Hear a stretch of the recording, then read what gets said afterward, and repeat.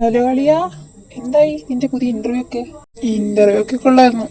പക്ഷെ എനിക്ക് വലിയ പ്രതീക്ഷയൊന്നുമില്ല. അങ്ങനെ പറയില്ലേ, ചിലപ്പോ ഇതില് ഭാഗ്യം തെളിഞ്ഞാലോ. പിന്നെ ഇവിടെ എക്സ്പീരിയൻസ് ആയ ആൾക്കാർക്ക് എന്നെ ജോലിയില്ല, അപ്പൊ ഇല്ലേ ഫ്രഷറായ നമുക്ക്. എന്നാലും നീ ഒന്ന് നോക്ക്. പിന്നെ ആ ട്രിപ്പിന്റെ കാര്യം, പിന്നെ ഒന്നാമത്തെ ഇവിടെ ജോലിയില്ല. അതിൻ്റെ ഇടയ്ക്ക് ട്രിപ്പ് പോകാൻ എവിടെ നിന്നാണോ പൈസ? വീട്ടുകാരോട് എങ്ങനെയാണ് ചോദിക്കുക? ഇന്റർവ്യൂവിന്റെ പൈസ തന്നെ വീട്ടുകാരോട് വാങ്ങിക്കോ. അത് നിന്നോടാരും പൈസ എടുക്കാൻ പറഞ്ഞത്? പൈസ ഒക്കെ ഞാൻ ഒപ്പിക്കാം, നീ വന്നാ മതി. ഇനി അവനെ വിളിക്കട്ടെ. എന്നാ ഓക്കെ, ഞാൻ വെക്കുന്നു. പിന്നെ വീട്ടിലെത്തിയിട്ട് ഞാൻ വിളിക്കാം. എന്നാ ശരിയാടാ, പിന്നെ വിളിക്കാം. ശരിയാ, സോറി വരുൺ, 2 ദിവസത്തേക്ക് എന്തായാലും ലീവ് തരാൻ പറ്റില്ല. അഥവാ ലീവ് എടുക്കുകയാണെങ്കിൽ തന്നെ ആ ദിവസത്തെ സാലറി എന്തായാലും കട്ട് ചെയ്യും.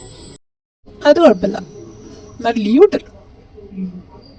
വരുൺ, ഞാൻ സാലറി കട്ട് ചെയ്യുമെന്നാണ് പറഞ്ഞത്. അതൊന്നും കുഴപ്പമില്ല സാർ, ലീവ് തരുന്ന സാറിനില്ലേ, എനിക്ക് ലീവ് മതി. ഓക്കെ, വരുണിന് അങ്ങനെയാണ് താല്പര്യമെങ്കിൽ അങ്ങനെ തന്നെ ആവട്ടെ. ശരി സാറേ, കുറച്ച് പെൻഡിങ് വർക്ക് ഉണ്ടായിരുന്നേ. ഈവനെന്താ ഇങ്ങനെ സാധാരണ സാലറി കിട്ടുമെന്ന് പറയുമ്പോൾ ഒരുത്തന്നെ ലീവ് എടുക്കാൻ വരില്ല. ഹലോ അളിയാ, നിന്റെ ലീവിൻ്റെ അതിനെന്തേ? പിന്നെ ലീവൊക്കെ ശരിയായി, പക്ഷേ സാലറി ചെറുതായൊന്ന് കെട്ടാവും. 2 ദിവസത്തെ ലീവില്ലേ നീ പോകുന്നു, അതെനിക്ക് സാലറി കെട്ടാക്കും.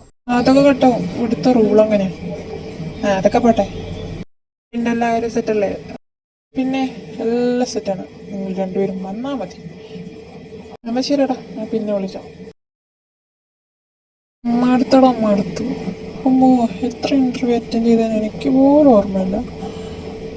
ഫ്രഷേഴ്സിനെ പറഞ്ഞോളൂ എക്സ്പീരിയൻസ്, ഒരു ജോലി ഇട്ടിട്ട് എക്സ്പീരിയൻസാണ്. എക്സ്പീരിയൻസിനൊരു ജോലി വേണ്ടത്.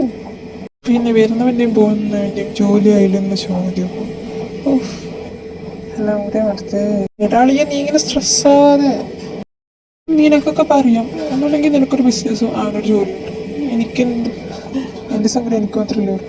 പിന്നെ ഭയങ്കര സുഖമല്ലേ, സ്വന്തമായി ഒന്ന് സ്റ്റാർട്ട് ചെയ്ത് നോക്ക്, അപ്പം മനസ്സിലാവും. ഭയങ്കര രസമാണ്, സാലറി വരുന്നതും കാണാം, ഒറ്റയടിക്ക് പോകുന്നതും കാണാം. അല്ല, നമ്മളെല്ലാവരും എന്തിനും ഇങ്ങോട്ട് വന്നേ? എൻജോയ് ചെയ്യാൻ. എന്നിട്ട് നമ്മളിപ്പോൾ എന്താ ചെയ്തുകൊണ്ടിരിക്കണേ? നമ്മൾ നമ്മുടെ വിഷം പറഞ്ഞുകൊണ്ടിരിക്കുന്നു. അതാ പറഞ്ഞേ, നിനക്കും അവനും എനിക്കും നമുക്ക് 3 പേർക്കും പ്രശ്നമുണ്ട്. എന്നാൽ അതിലൊന്ന് വിട്ടുമാറി ഒന്ന് സന്തോഷിക്കില്ല നമ്മളിവിടെ വന്നേ. അതെ, അതിനാ നമ്മൾ വന്നേ. നീ പറഞ്ഞ ശരിയാ, നമുക്ക് ഈ സംസാരത്തെ ഇവിടെ വെച്ച് നിർത്താം. നമ്മുടെ ഒക്കെ ജീവിതത്തിൽ പ്രശ്നങ്ങൾ ഉണ്ടായിരിക്കാം, പക്ഷെ അതൊരു ദിവസം തീരും. അതിനുവേണ്ടി നമ്മൾ ഒരുപാട് വർക്ക് ചെയ്യുന്നില്ലേ? അങ്ങനെ 5 ദിവസത്തിൽ ഒരുപാട് കാര്യങ്ങൾ നടന്നു. അവരും ജോലി റിസൈൻ ചെയ്തു, അവരെല്ലാവരും കൂടെ എനിക്ക് ബിസിനസ് പ്ലാൻ ചെയ്തു, അത് എക്സിക്യൂട്ട് ചെയ്തു, അവരുടെ ബിസിനസ് സക്സസ് ആവുകയും ചെയ്തു. ഇപ്പോൾ അവരുടെ അവസ്ഥ നിങ്ങൾ കണ്ടേ.